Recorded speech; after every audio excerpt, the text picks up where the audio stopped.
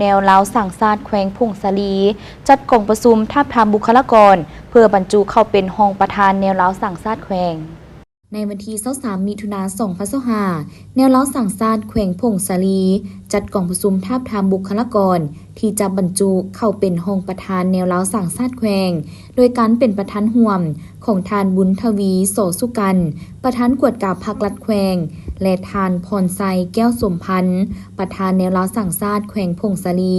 เข้าร่วมมีบรรดาทานคณะบุคลากรขั้นแขวงคณะประธานหัวหน้าห้องหัวหน้าคะแนนและพนักงานวิชาการเข้าร่วมกองประชุมได้รับฟังการผ่านสภาพกงจักการจัดตั้งแนวเล้าสั่งซาดแขวงโดยย่อซึ่งปัจจุบันแนวเล้าสั่งซาดแขวงมีประธาน1ทานห้องประธาน1ทานหัวหน้าคะแนน3ทานห้องหัวหน้าคะแนน4ทานมีพนักงานทั้งหมด18ทานหญิง8ทานประกอบมี4แขนงคือแขนงบริหารจัดตั้งและกวดกาแขนงชนเผ่าแขนงศาสนาและแขนงโฆษณา